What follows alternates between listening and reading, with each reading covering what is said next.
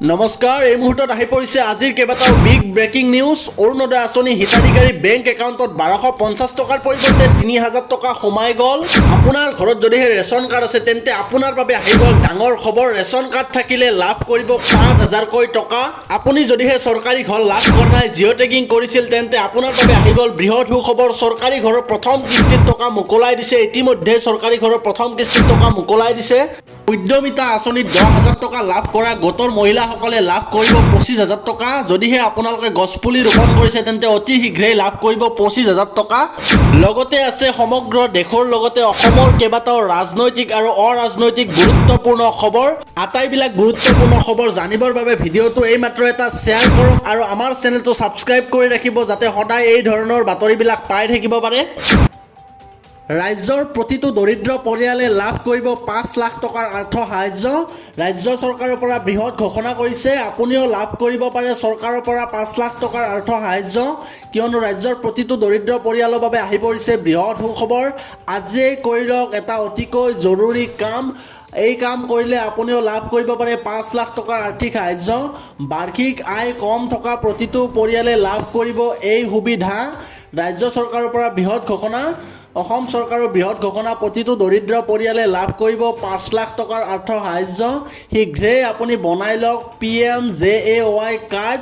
PMJAY card বনাব লাগিব আপুনি। PM জন আৰোগ্য কাৰ্ড থাকিলে প্ৰতিটো পৰিয়ালে লাভ কৰিব 5 লাখ টকাৰ বিনামূলীয়া চিকিৎসা। অসম চৰকাৰৰ চিকিৎসা শিক্ষা আৰু গৱেষণা বিভাগৰ এই বিশেষ পদক্ষেপ।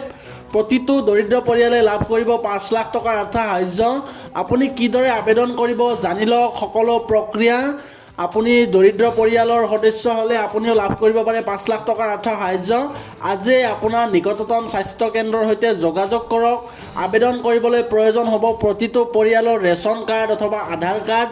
আপুনি ৰেচন কাৰ্ড আৰু আধাৰ কাৰ্ডৰ জৰিয়তে আয়ুষ্মান পৰ্টেলৰ জৰিয়তে ৰেচন কাৰ্ড আৰু আধাৰ কাৰ্ডৰ নম্বৰ ব্যৱহাৰেৰে আপুনি এই আবেদনৰ বাবে যোগ্য হ'ব। যোগ্য বুলি প্ৰমাণিত হ'লে পৰিয়ালৰ সদস্যসকলৰ নাম স্ক্ৰীণত স্পষ্ট হ'ব আৰু আপোনালোকে লাভ কৰিব পাৰিব PMJAY কাৰ্ড।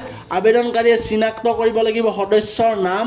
আধাৰত সন্নিৱিষ্ট নম্বৰত আপোনাৰ মোবাইললৈ OTP আহিব আৰু OTP আপুনি প্ৰদান কৰাৰ পিছত আপোনাৰ বায়'মেট্ৰিকৰ জৰিয়তেও আপুনি তথ্য নিশ্চিত কৰিব পাৰিব। যদিহে OTP নিদিয়ে তেন্তে আপুনি বায়'মেট্ৰিকৰ জৰিয়তেও তথ্য নিশ্চিত কৰিব পাৰিব। আবেদনৰ সময়ত লাগিব আবেদনকাৰীৰ লাইভ ফটো। আপোনাৰ ফটো এটা উঠাই ল'ব সেই সময়তে। আৰু ৰাজ্যৰ লাখ লাখ দৰিদ্ৰ পৰিয়ালৰ বাবে ভাল খবৰ।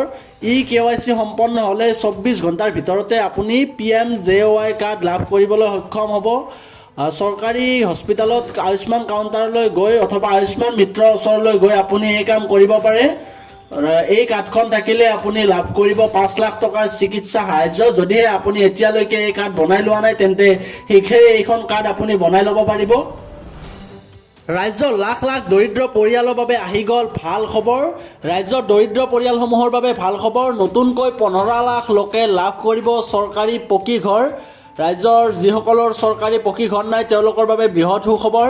চৰকাৰী ঘৰ নোপোৱা প্ৰতিটো দৰিদ্ৰ পৰিয়ালে লাভ কৰিব চৰকাৰী পকী ঘৰ। শীঘ্ৰেই কৰক আবেদন। আবেদন কিদৰে কৰিব আমাৰ এই প্ৰতিবেদন চাওক আৰু আপোনালোকে জানিব পাৰিব কিদৰে আবেদন কৰিব। চৰকাৰী ঘৰ লাভৰ বাবে শীঘ্ৰেই আপুনি সাজু কৰি ৰাখক এইসমূহ নথিপত্ৰ। চৰকাৰী ঘৰৰ বাবে এইসমূহ নথিপত্ৰৰ প্ৰয়োজন হ'ব। ৰেচন কাৰ্ড, আধাৰ কাৰ্ড আৰু পেন কাৰ্ড থাকিব লাগিব আপোনাৰ ওচৰত।